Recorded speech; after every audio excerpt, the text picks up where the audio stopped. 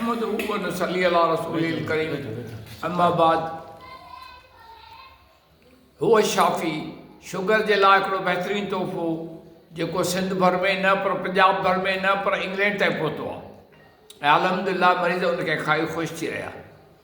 उहो तोहफ़ो इहो आहे मेथी कलौंजी ऐं पनीर ॾोॾी ऐं हारमल ऐं निम जा पन बादाम पिस्ता ऐं जेको आहे सो टू बिना बीज जे ख़ुश्क इहे सभिनी खे बारीक कयो बराबरि वधनि सभई बारीक कयो 500 मिलीग्राम सुबुह मंझंदि शाम खाधे जे दरमियान में खाओ। परहेज़ में चांवर मानी बंदि कयो। सुबुह जो 4 फ्रूट जेके बि तव्हांखे पसंदि जो खाओ, मंझंदि जो सलाद खाओ, शाम जो सब्ज़ी या गोश्त जी प्लेट खाओ।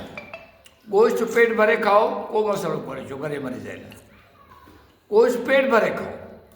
अलाह तबारक ताला शफ़ा ॾींदो। इहो नुस्ख़ो मुंहिंजो कामयाबु आहे ऐं अलाह तव्हांखे इन खे कामयाबी सां अॻिते हलाइण जी तौफ़ीक़ अता फ़रमाईंदो। मां चाहियां थो का तंज़ीम ठाहे इन खे फ्री सॼी सिंध में विरायो इंशाअल्लाह।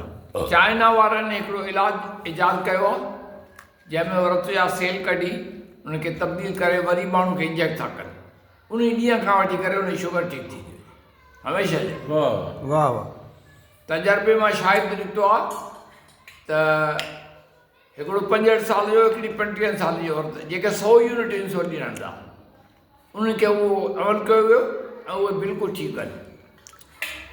दुनिया जे वॾे में वॾे मेडिकल रिसाले द नेचर इन मज़मून शाइर कयो आहे ऐं मुबारकबाद ॾिनी चीन खे त इंसानियत जे लाइ वॾो तोहफ़ो आयो।